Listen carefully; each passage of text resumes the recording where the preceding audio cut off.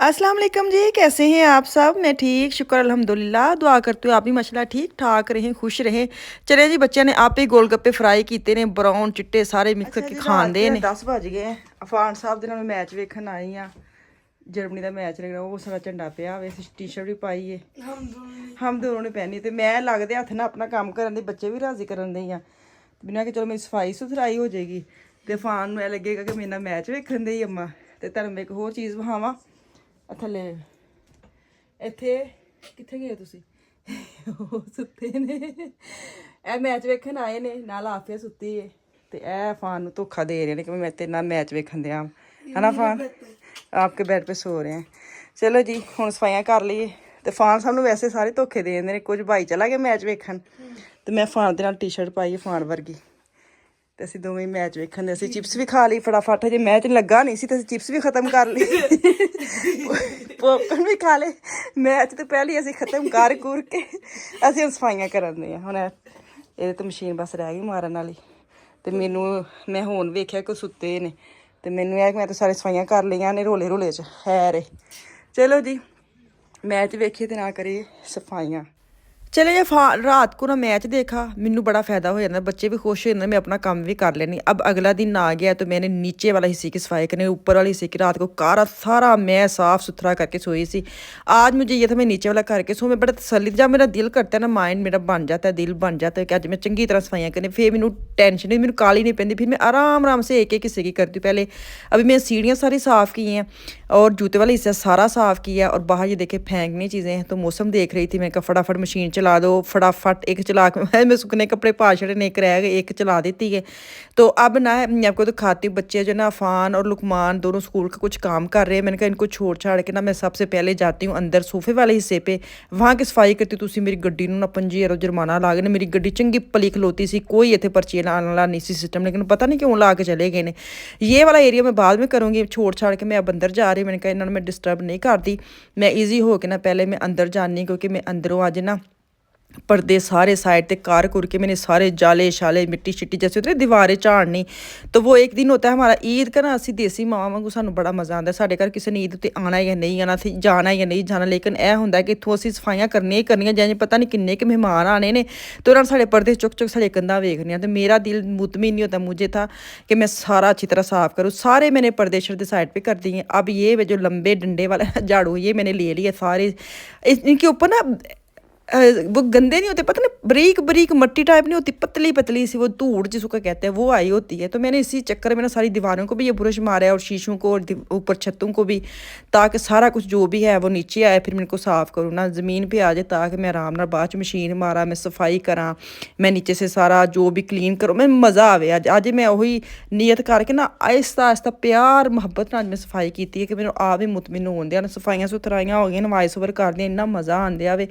तुसीं ਜਿਹੜਾ ਕੰਮ सोच ਲੈਂਦੇ ਨੇ ਹੋ ਤੇ ਜਾਂਦਾ ਵੇ, ਉਹ ਜਦੋਂ ਤੁਸੀਂ ਸੋਚਣ ਤੋਂ ਪਹਿਲੇ ਤੁਹਾਨੂੰ ਜਿਹੜੀ ਕਾਲੀ ਪੈਂਦੀ ਨਾ, ਹਾਏ ये करना है, हाय वो करना है। तो फान साहब ने ना ये कल के मालन करके रखा था पेपर और इनको आज जोड़ना था और कोठी बनानी थी कोठी कही था सी इन्होंने, तो हाउस बनाना था इसने, अंदर से भी देख लें सारा कुछ रेडी कर लिया भाई के साथ मिल के, ठीक है। हाँ तो मैंने भी सारी तकरीबन सफाई कर ली है। देखिए पीछे से सारे जाले शाले झाड़ चूड़ के सारी सफाई के बाहर देखो कितनी हवा है, तो नीट क्लीन हो गया, डीप क्लीन कर लिया। ईद की तैयारी मुकम्मल हो गई। देखिए जी साफ़ सुथरा मज़ा आ गया। हमने बनाई लस्सी क्योंकि बड़ी गर्मी लगन दी सी, तो हम बाहर वाला एरिया रह गया ना, मैं वेट करन दी सा कि उठन तो फिर मैं करा, बाकी मेरा वाला सारा माशाल्लाह साफ़ सुथरा कितना मज़ा आता है। बैक साइड सारे दीवारा शिवारा सारियां अज मैं झाड़ियां, सारा मज़ा आ गया।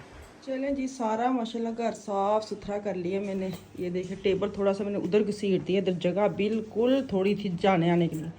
यहाँ पे तार लगाई है मैंने, वाशिंग मशीन लगाई है।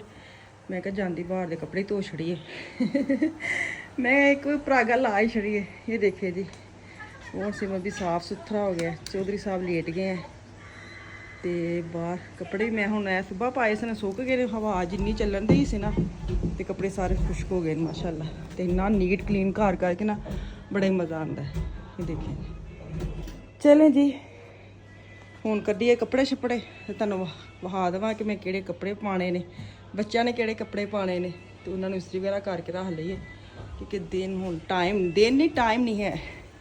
बिल्कुल जी। सफाई है किचन की रह गई है, मैंने आपको दिखाया था। ये देखें किचन का बॉर्डर वगैरह सारा मैंने साफ़ किया है। ਹੁਣ ਬਰਤਨ ਲਾਈਏ ਮਸ਼ੀਨ ਦੇ ਵਿੱਚ ਤੇ ਕੁਝ ਪਕਾਉਣ ਦਾ ਸਿਸਟਮ ਕਰੀਏ। ਕੁਝ ਪਕਾਇਆ ਹੀ ਨਹੀਂ ਅੱਜ ਸਾਰਾ ਦਿਨ।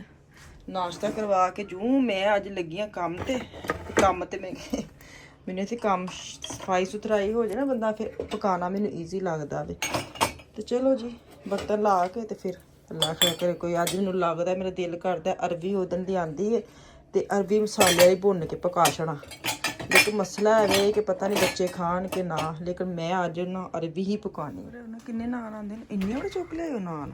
4 ਨਾਨ ਤੁਸੀਂ ਕੀ ਨੇ ਦੇ ਨਾਲ ਤੇ 5 ਲੈ ਕੇ ਆਏ। ਚਲੋ ਬੱਚੇ ਖਾਣਗੇ ਬਾਅਦ ਚੋਂ।